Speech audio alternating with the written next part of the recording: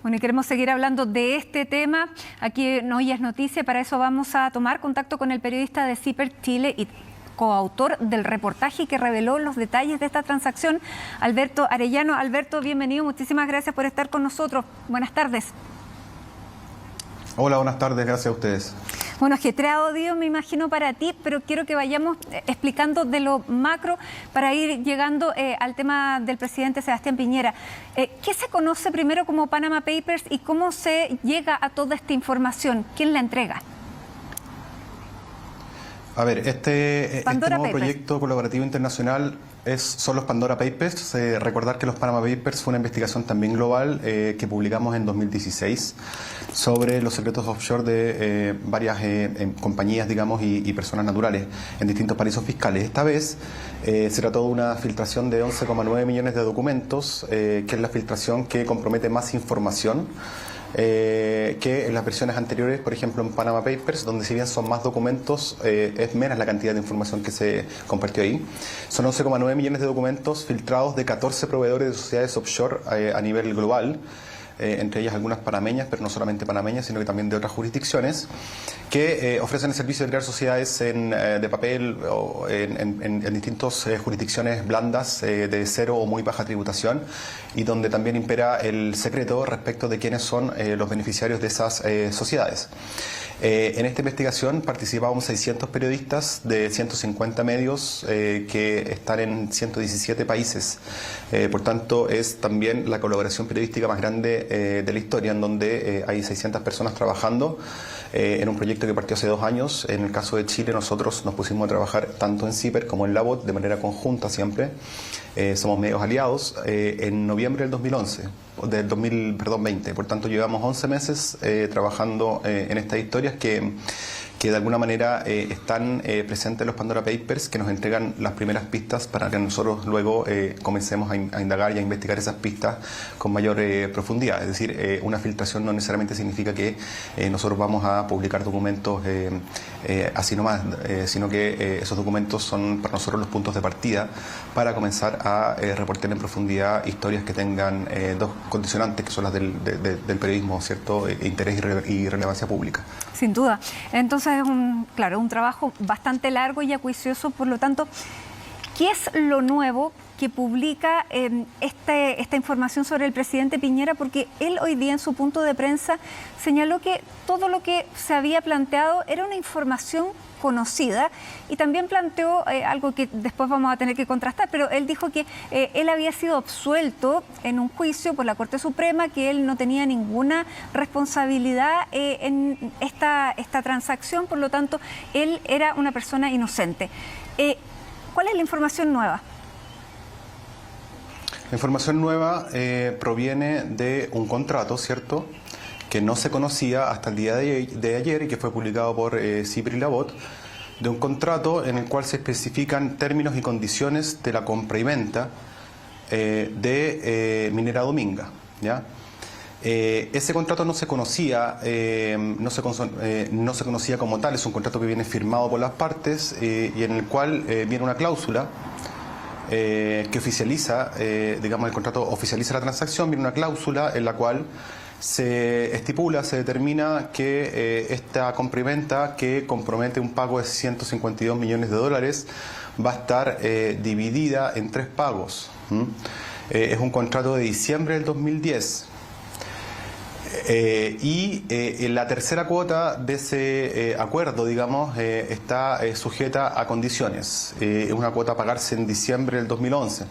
Está sujeta a condiciones. ¿Qué condiciones? Que la zona o el área donde se va a instalar el proyecto Dominga, o va a operar el proyecto minero Dominga, no sea declarada santuario, reserva natural, digamos, o área de protección, de modo que eso entorpezca el desarrollo propio del proyecto. Eso está estipulado en un contrato que lo publicamos ayer, el documento, en el contexto de una transacción que fue hecha, que es otras revelaciones del reportaje, que fue hecha en 2 partes, digamos, pero la parte sustantiva, la que compromete el mayor volumen en términos de dinero de la transacción, se hace en el paraíso fiscal de Islas Vírgenes Británicas. Por lo tanto, Alberto, cuando el presidente dice, y aquí lo está buscando específico, cuando dice, los hechos mencionados en ese reportaje no son nuevos, fueron públicamente conocidos en el 2017 y fueron investigados en profundidad por el Ministerio Público y resueltos por los tribunales de justicia el 2017. ¿No está diciendo la verdad el presidente?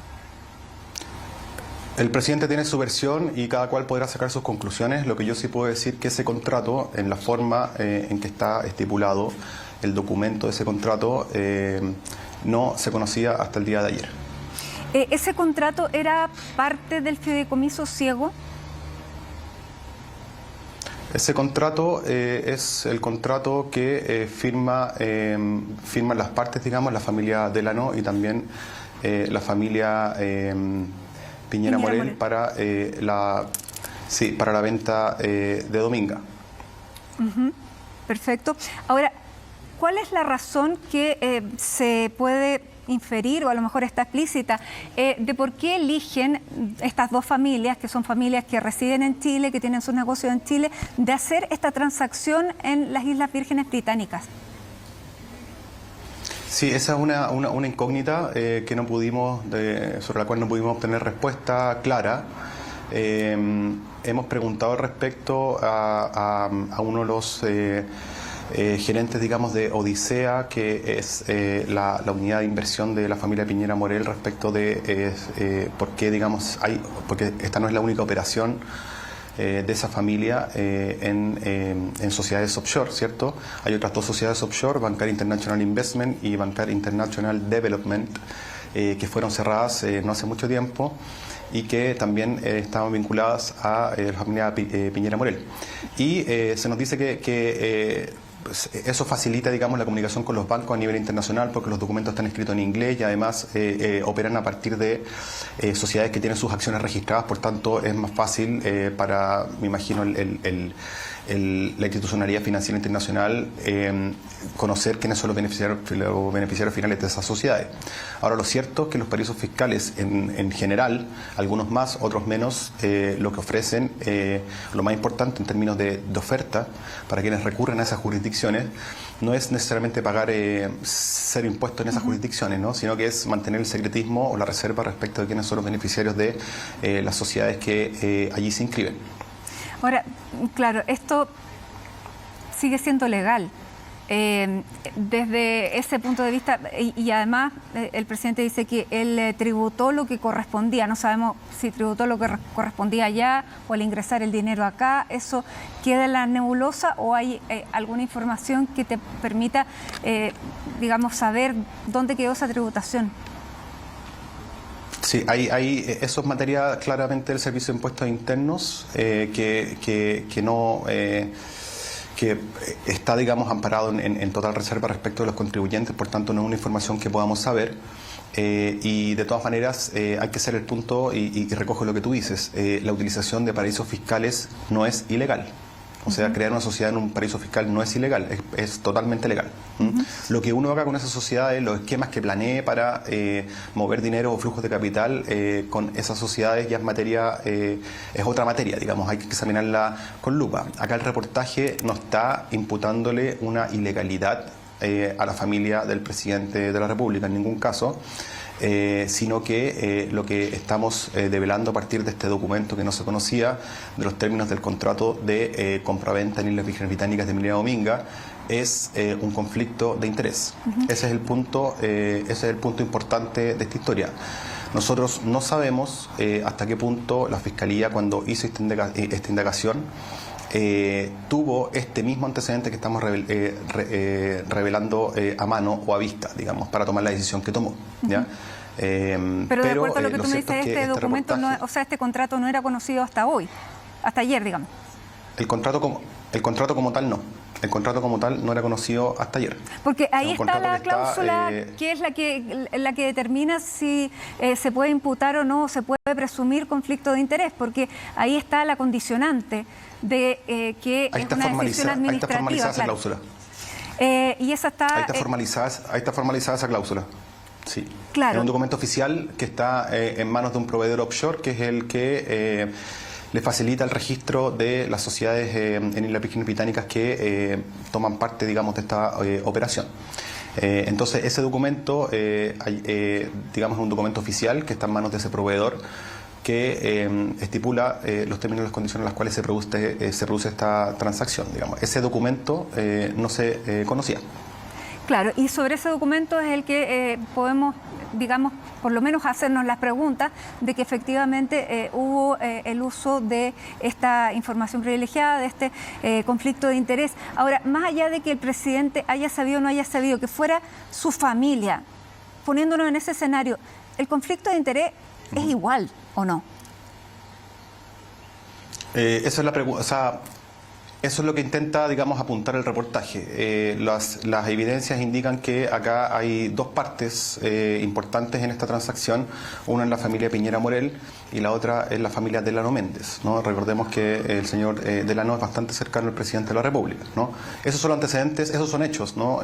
Ya luego cada uno podrá sacar sus interpretaciones respecto de si hubo o no traspaso de información, digamos, pero lo que dibuja el reportaje a partir de evidencias que no se conocían hasta ahora es que hay ahí un conflicto de interés que está dado por una cláusula, ¿cierto?, que compromete un tercer pago de 9,9 millones de dólares a ejecutarse siempre y cuando esa zona no sea declarada reserva, cuando el presidente Piñera en su primer mandato ya está ejerciendo su magistratura y cuando sabemos que depende del gobierno a través de sus instituciones medioambientales y otras, digamos, tomar esa decisión. Ahora, esto... reitero, no estaba dentro del fideicomiso ciego, porque el fideicomiso ciego, este es un negocio, digamos, de los hijos, por lo tanto no es del presidente, y él solamente en su segundo mandato incluyó a la familia, pero dejó fuera las inversiones que estaban hechas en el extranjero. Por lo tanto, en el 2010... él sí podía haber tenido conocimiento de una transacción de sus hijos y eso no violaba el fideicomiso ciego que tenía ahí, ¿no es cierto? Correcto. Esta es una inversión que está principalmente en manos de la familia Piñera Morel.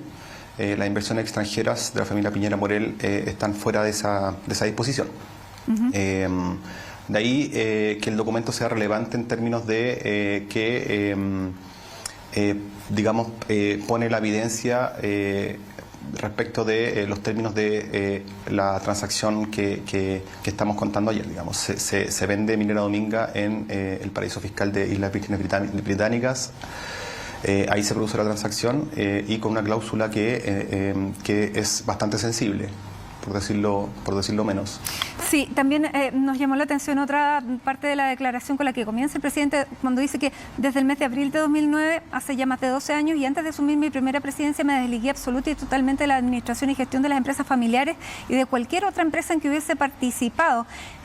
Pero él no se desligó ni de LAN ni de Televisión, eso fue ya una vez estando ejerciendo el cargo, digo, como para decir que también hubo imprecisiones en esta declaración.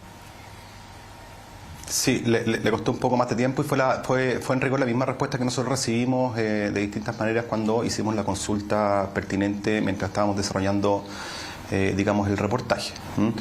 Otra consulta que dejamos también, que hicimos también en la preparación del segundo reportaje que publicamos hoy día respecto de las dos sociedades ya cerradas en Islas Vírgenes Británicas vinculadas a la familia Piñera Morel, tenía que ver con justamente eso, porque si es que el presidente de la República dejó de participar de la administración y gestión de sus negocios en 2009, es decir, hace 12 años, porque aparecen, digamos, documentos suyos enviados al proveedor de sociedad de offshore con el cual trabajan en Islas Vírgenes Británicas en 2017. Y la respuesta es que perdón. Dime. No, hicimos esa consulta y la respuesta es que está consignada en el reportaje tal cual fue entregada. Y habla de que a ese minuto el presidente, o sea, no era presidente, digamos, el señor Sebastián Piñera en el 2017 tenía una participación indirecta muy minoritaria en esas sociedades del 0,00003% y que por transparencia, digamos, probablemente el proveedor de sociedades offshore, que es Overseas Management Company, OMC, le solicitó esos documentos por un asunto de transparencia, digamos. Pero las sociedades efectivamente están en ellas figuran, digamos, los hijos del presidente, digamos, como beneficiarios, digamos. Alberto, cuando ustedes, CIPER Chile y la BOT, anuncian ayer y lo hacen con la cuenta regresiva, que ya se viene la publicación de este reportaje, dicen que hay más. ¿Qué es lo que tenemos que esperar para los próximos días? Bueno, está también anunciado en uno de los reportajes que publicamos ayer. Esta es una investigación, como hablé antes, que fue bastante larga, por tanto pudimos identificar historias relevantes en otros ámbitos, digamos, o que nos permiten hacer conexiones con otras fortunas del país, digamos. Hablo de fortunas porque efectivamente los paraísos fiscales por lo general tienen que ver con en términos generales o globales, ¿no? con el 1% o menos del 1% de la población que se mueve en ese nivel, digamos, de activos y de bienes. Y ahí logramos identificar historias que tienen que ver con la familia Luksic, que tienen que ver con el ex albacea de Augusto Pinochet, Oscar Aitken, y las sociedades, digamos, que armó como testaferro en Panamá.